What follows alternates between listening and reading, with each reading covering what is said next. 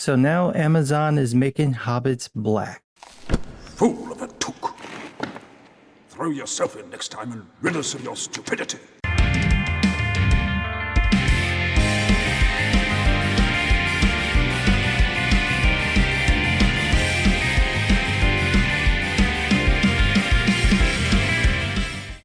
Amazon's Lord of the Rings show keeps proving to be a revisionist mess.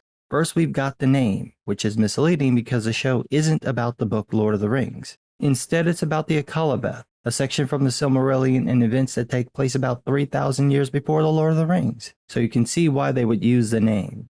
Second, we've got Tom Shippey, a renowned Tolkien scholar, either leaving or being nixed by Amazon. This man has talked about Middle-earth for longer than I've been alive, and I'm old enough to remember the light of the trees, so he's been at it for a while.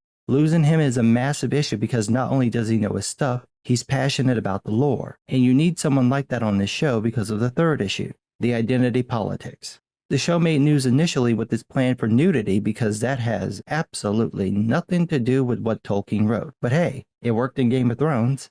You remember Game of Thrones, that show everybody liked until the last 2 seasons, which I've tried and failed to excise from my mind.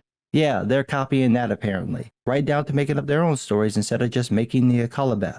And their stories will be woke and full of representation, complete with non-white elves, non-white Numenorians, and now non-white hobbits.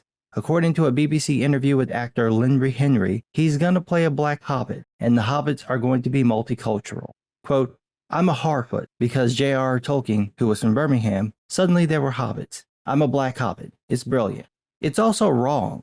Hobbits aren't black. There's nothing in the text that describes any of them as looking African. Nothing. I've said this several times and I'll keep saying it until it sinks in. Middle-earth is based on English, Celtic, and Norse folklore and mythology. Tolkien told the stories as a way of replacing the English mythology lost after the Norman invasion. Last time I checked, the native peoples of England aren't black or brown. They're very Caucasian, and any of the characters in the books from the lands of Beleriand or Eriador, which are pretty much everyone in the cast, would look Caucasian, so damn near all the actors should be white or pass for white.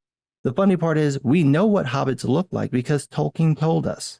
In the prologue to The Lord of the Rings, in the section concerning hobbits, he describes the 3 branches of the hobbits. Quote, the Harfoots were browner of skin, smaller and shorter, and they were beardless and bootless. Their hands and feet were neat and nimble, and they preferred highlands and hillsides.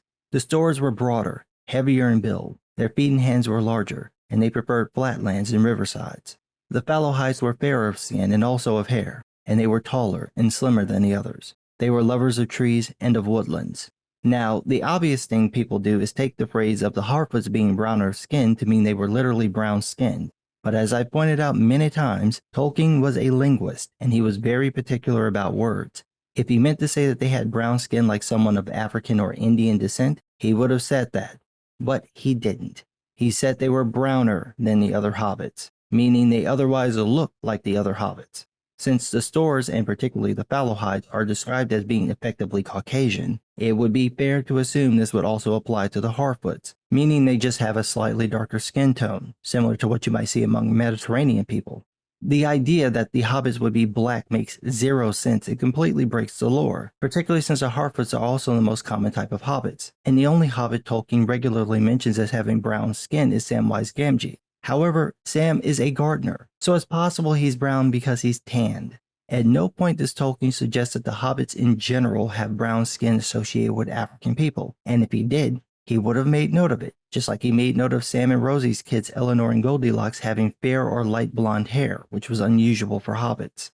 It makes even less sense when you consider that in Lord of the Rings, characters make note that the hobbits would appear to be children to men's eyes, implying that they look like the men from Bree, the Rohirrim, the Gondorians, who we know were white. This nonsense touches on one of my main problems with this show. Amazon doesn't seem to want to tell a Middle-earth story. They don't seem interested in the lore at all, let alone respecting it. It seems like they just want to tell a woke fantasy story, but there are no woke fantasy franchises that are popular, so they decided to use something people know, Lord of the Rings, call the show that even though it has nothing at all to do with Lord of the Rings, and then just ignore Tolkien's words and write whatever they want. Why don't you just make up your own fantasy world? That way you can have your representation, and it'll actually work because it's built into the lore. Scores of people have done this. Just make your own story, tell it well, and you can build a franchise. You don't have to milk an existing property. You can make your own and rid us of your stupidity. Speaking of stupidity, Henry also said this, quote, and what's notable about this run of the book, it's a prequel to the age that we've seen in the films and in the books. It's about the early days of the Shire and Tolkien's environment. No it's not. The Akalabeth takes place in the 3rd millennium of the Second Age. The Shire doesn't even exist yet because the hobbits aren't in Eriador. Look, here's a map. This part here, Beleriand, that's where the Second Age takes place. This part here, Eriador, that's where the Third Age in Lord of the Rings takes place. And it looks like this at the time because Iluvatar, God, destroys Numenor and Beleriand. The hobbits originally lived near the Anduin River for potentially thousands of years, never being noticed by any of the major players from the Second Age. Then in about 1050 of the Third Age, they got nervous because of men coming from the east and because of the Shadow, Sauron, and Dol Guldur. They moved west into Eriador at that time, first the Harfoots, then the Fallowhides, and then the Stores. The hobbits literally have nothing to do with the Second Age, and as far as we know, the only men who even knew of them were the Eotheod, the ancestors to the Rohirrim, and this may have happened sometime in the 1800s of the Third Age, nearly 2,000 years after the fall of Numenor. I'm sure Tom Shippey explained all of this much better than I did. Maybe someone should have listened to him. Henry also said, quote, it's the early days of it, so we're an indigenous population of Harfoots. We're hobbits, but we're called Harfoots, and we're multicultural. We're a tribe. We're not a race, so there are black, Asian, and brown, and even Maori types within it. How? Let's look at the map again. The section at the bottom, Harad, that's where the black people would be from. The section to the right, Rhûn, further east of that is where the Asian people would come from. As you can see, Harad and Rhûn are several hundred, if not 1,000 miles away from the Anduin. The only island near the continent was Numenor, which was at least 1,000 or 2,000 miles away, and those men were white, having come from Beleriand, so I have no idea where the Maori people would come from. So, how in the ever-shining Elbereth could the hobbits be multiracial? Tolkien tells us that outside of the Fallowhides, hobbits don't like to move around and they don't like adventure. Once they get to a place, they stay there. In order for them to be so racially divergent, they would have had to have traveled a lot of different places, and all those groups would not only have to move together, but somehow never intermingle their bloodlines. But we know that doesn't happen. The Fallowhides intermingled with the Stores and the Harfoots, effectively erasing their ethnic group, although you see shades of them in the Tooks and the Brandybucks. So if there were all these different races of hobbits, they would have intermingled quickly in order for them to get near the Anduin and be as homogeneous and settled as Tolkien described. Henry, let's be honest. You have no idea what you're talking about, do you? You're just in an interview running your mouth. Are you on whatever Andy Serkis was taking when he was talking about Venom being gay? Because how else do you explain this? Quote, it's also a brand new set of adventures that seed some of the origins of different characters, and it's going to take at least 10 years to tell the story. Because it's based on the Silmarillion, which is almost like a cheat sheet of what happens next in this world, in the first, second, and third ages. But it's not based on the Silmarillion, because the hobbits aren't in the Silmarillion.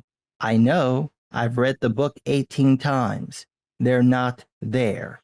You're also contradicting yourself when you say that the writers are basing this on the Silmarillion, and then follow it up with this, quote, and the writers have a lot of fun in extrapolating it all out. If it's already in the book, why do they have to extrapolate? Everything they need should be in the text. Unless they're just going to make things up that are inconsistent with the lore, like, quote, and there's a strong female presence in this. There are going to be female heroes in this evocation of the story, and there are going to be little people as well.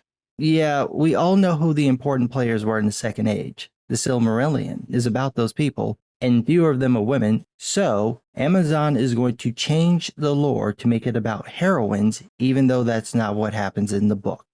Right. So as you can see, I'm not looking forward to this show. Tolkien's works are easily the most important works to me, so I get very precious when people start messing with them. The Lord of the Rings films aren't a perfect translation of the books, but cinematically they work very well, especially in the places where the writers stuck to the lore. As Philippa Bowen said in the behind the scenes, they discovered that Tolkien knew what he was doing, and every time they tried to drastically change things, it just didn't work. If you need proof, watch the Hobbit films. Everything that diverges seems a little off. The less it diverges, the less it presents a problem. But when it's something brand new, it usually doesn't work at all. It breaks the lore and looks out of place, and I have a feeling that's what's going to happen with this show. Amazon's The Lord of the Rings is going to be the new Star Trek Discovery. The writers are going to play loose with the lore while avoiding changing any of the major plot points of the Silmarillion, which was in the initial deal with the Tolkien estate. But they are going to play politics and try to add in fan service without understanding either of those, and we've already seen how well this worked for STD. With all the changes we're seeing Amazon make, Olnen y estel Tolkien Ucheben estelanim. But what do I know? I'm just some guy.